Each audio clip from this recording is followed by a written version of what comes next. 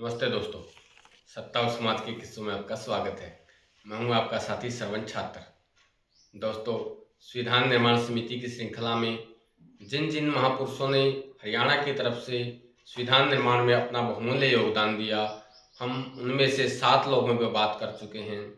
आज हम बात करेंगे हरियाणा की एक ऐसी वीरांगना की जिन्होंने आज़ादी की लड़ाई से लेकर के संविधान निर्माण तक का सफर तय किया और देश की पहली महिला मुख्यमंत्री होने का गौरव प्राप्त किया है। हम बात कर रहे हैं देश की पहली महिला मुख्यमंत्री श्रीमती सुचेता कृपलानी की। श्रीमती सुचेता कृपलानी का जन्म 26 जून 1908 को हरियाणा के अंबाला में हुआ था, जो उस समय पंजाब का हिस्सा था। इनके पिता श्री S.N. मजूमदार एक जाने माने डॉक्टर थे और अपनी नौकरी के कारण इनका कई जगह स्थानांतरण हुआ और श्रीमती सुचेता कृपलानी की पढ़ाई कई जगह पर हुई। जब ये 10 साल की थी तो पूरे देश में जलियांवाला बाग की हिंसक दुर्घटना हुई, जिसने पूरे देश को हिलाकर रख दिया।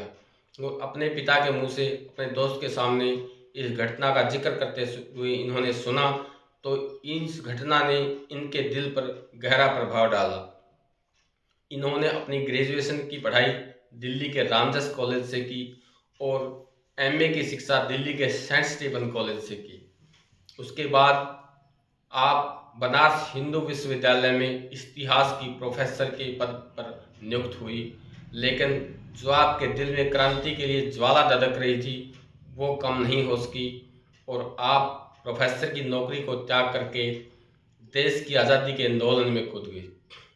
आपका विवाह श्री JB कृपलानी, जो आपसे 20 साल बड़े थे, उनके साथ हुआ। शुरू में इस शादी से दोनों ही परिवार असहमत थे, यहाँ तक कि महात्मा गांधी भी इस शादी से असहमत थे क्योंकि वो उनसे बहुत बड़े थे और कांग्रेस के एक बहुत बड़े नेता थे। लेकिन बाद में दोनों परिवारों की सहमति से ये शादी हुई और 1940 में आपने महिला कांग्रेस का गठन किया और उसकी राष्ट्रीय अध्यक्ष बनी।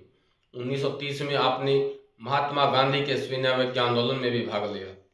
1942 में भारत छोड़ो आंदोलन में भाग लिया और आपने जेल भी काटी, लेकिन जेल की सलाखें आपके इरादों को डिगा नहीं सकी।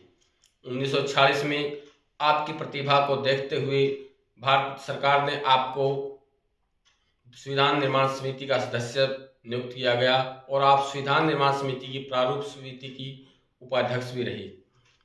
1947 में जब देश आज़ाद हुआ, 14 अगस्त 1947 की रात को आपने पहली बार संसद में वंदे मातरम गाया। आपके वंदे मातरम के गाने के बाद देश के पहले प्रधानमंत्री पंडित जवाहरलाल नेहरू ने देश की संसद में भाषण दिया। आप तो इससे अंदाज़ा लगा सकते हैं वो कितना सुहावना दृश्य होगा। 1952 में जब देश में पहले आप चुनाव हुए तो आप नई दिल्ली से सांसद चुने गई और आपने कांग्रेस की मनमोहिनी सिंह को हराया। 1957 में आप फिर से नई दिल्ली से सांसद बनी, लेकिन इस बार आप कांग्रेस पार्टी से चुने गई। 1960 से 1963 तक आप उत्तर प्रदेश की सरकार में मंत्री भी रही और उसके बाद आपने देश के इतिहास में एक रिकॉर्ड स्थापित किया। आप उत्तर प्रदेश की मुख्यमंत्री चुनी गई। आप भारत के किसी भी प्रांत की पहली महिला मुख्यमंत्री बनी। आपने साबित किया कि महिला अगर संघर्ष करें, मेहनत करें तो पुरुषों से किसी भी मुकाबले में कम नहीं है और बड़े से बड़ा मुकाम हासिल कर सकती हैं। मुख्यमंत्री रहते हुए आपने बड़े से बड़े सख्त निर्णय लिए। आप जब मुख्यमंत्री थी तो कर्मचारियों ने वेतन वृद्धि को लेकर 62 दिन की हड़ताल की, लेकिन आपने कर्मचारियों की मांग को नहीं माना। इसके बाद कर्मचारियों के नेताओं ने खुद समझौते के लिए पहल की और समझौता हुआ और उससे आपकी छवि एक सख्त प्रशासक और नेता के रूप में उभरी। 1967 में आप गोंडा से सांसद चुनी गई और 1969 में जब मोरारजी देसाई के नेतृत्व में कांग्रेस में 2 गुट हो गए और मोरारजी देसाई के नेतृत्व में अलग से कांग्रेस बनी तो आप उसी मोरारजी देसाई के नेतृत्व वाली कांग्रेस में चली गई। 1971 में भी आपने लोकसभा का चुनाव लड़ा, लेकिन उसमें आप हार गए। तो 8 दिसंबर 1974 को आपकी मृत्यु हो गई, लेकिन 1971 के चुनाव के बाद ही आपने राजनीति से संन्यास ले लिया। दोस्तों, ये थी श्रीमती सुचेता कृपलानी की कहानी। उनकी कहानी हमें सिखाती है कि महिलाएं अगर संघर्ष करें तो वो पुरुषों से किसी मुकाम, बड़े से बड़ा मुकाम हासिल कर सकती हैं, और उनका जीवन महिला के लिए एक प्रेरणा स्रोत बना कि महिलाएं बड़े से बड़ा मुकाम अपने पुरुषार्थ के बल पर हासिल कर सकती हैं।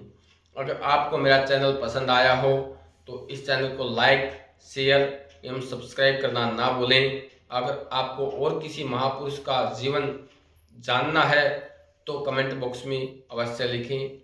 धन्यवाद।